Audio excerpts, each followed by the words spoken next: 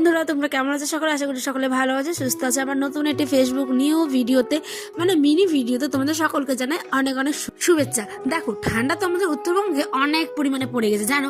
কুয়াশা মাখা সকালবেলায়, শীতের সকালে আমরা একদম গরম গরম চা আর বিস্কিট খেয়ে চলে আসলাম হচ্ছে গিয়ে মাঠের দিকে। এইদিকে দেখো কত বাচ্চাগুলো হাসি খুশি, আমি ভিডিও করছিলাম বলে মাঠে ঘাটে কতজন কত ভালো কথা বলে, আবার কেউ পিছন থেকে টটকারি মারে। মানে মানুষের যেটা স্বভাব, এটা তো আগে থেকেও হয়ে এসছে, আজও হবে, আগামীকালও, মানে আগামী যতদিন যাবে তত হবে। গ্রামের কেউ বা কোনো বধূ যখন সামান্য ইউটিউবার বা যখন ভিডিও করে মাঠে গিয়ে কেউ সাপোর্ট করে, তো কেউ আবার বাসও দেয়। যাই হোক, ওদের কথা নয়, অন্য একদিন বলবো। আজ দেখো পুকুর পাড় দিয়ে চলে যাচ্ছিলাম হচ্ছে মাঠের দিকে। কি জন্য? আরে দাঁড়াও দাঁড়াও, স্কিপ না করে দেখো, বলছি তো। তার আগে দেখো অস্ত একদম যায় বলে, আর এদিকে আমার ছোট্ট আর সেটা তোমাদেরকেও করবে হাই।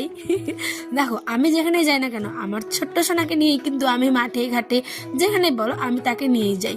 আর আমাদের এদিকে ভুট্টা জমিগুলোতে দেখেছো, এই তো কয়েকদিন আগে ভুট্টাগুলো লাগানো হলো, আর দেখতে দেখতে দেখো কত বড় হয়ে গেছে। এদিকে আমি যাচ্ছি বড়মশাইকে সার দিতে, কারণ সে বিচন জমিতে নাকি সার দিবে, তো বাড়ির থেকে সার আনতে ভুলে গেছে। এদিকে দেখো এই যে দাদু কুয়াশার মধ্যেও কত হাজার ঠান্ডা বাতাস সমস্ত কিছু উপেক্ষা করে মাঠে মানে দিচ্ছিল হচ্ছে স্প্রে, মাখাই জমিতে স্প্রে করছিল। এদিকে দেখো ডাড়িয়া দিয়ে আয়নের আব্বা কাদাটাকে সমান করছে, কারণ বিচন যেহেতু ফেলবে। আর এদিকে কচুরি পানাগুলো যেরকম দেখছো ঠিক তেমন ওই দিকেও ছিল, তা এটা পরিষ্কার করে একদম সুন্দরভাবে চকচক করে নিয়েছে জমিটা। হ্যাঁ, আর তোমরা যারা পুরো ব্লগটা দেখতে চাইছো তারা কিন্তু অবশ্যই আমার ইউটিউব চ্যানেল ASPy লাইফস্টাইলে গিয়ে একবার হলেও ভিজিট করে আসতে পারো।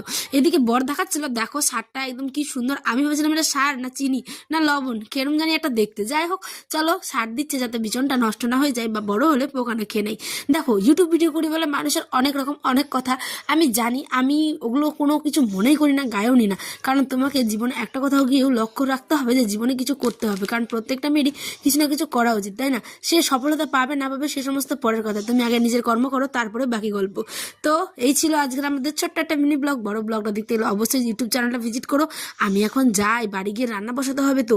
আরে হ্যাঁ, তার আগে আরেকটা জিনিস শেয়ার করি। এই যে দেখছো পাশে ফুলগুলো, এইগুলো কিন্তু হয়ে গেছে, জানো। আর আর এই থেকে দেখো আমাদের মাঠটা পুরো একদম ফাঁকা, যেহেতু অনেক কুয়াশা অনেক বাতাস, তো ওই কারণেই দাদু যে ছিল দেখো সেও কিন্তু চলে গেল হচ্ছে বাড়ির দিকে।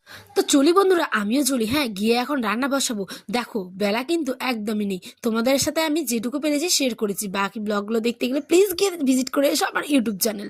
আমি এখন যাই, মাটি নিয়ে অনেক কিছু খেলা করেছিলাম, একটুখানি মাটি বাড়িতেও নিয়ে গেছিলাম। এখন কোদাল দিয়ে মাটিও কাটলাম, জানো, কিছুক্ষণ। তোমরা তো বড় ব্লগটা আশা করি দেখে নিয়েছো। এবার আমি যাই, রাতে গিয়ে পালং আর আলুর তরকারি করব বেগুন দিয়ে, আর একটুখানি ভাত, শীতের রাতে জমিয়ে গরিবের খাওয়া দাওয়া চলবে।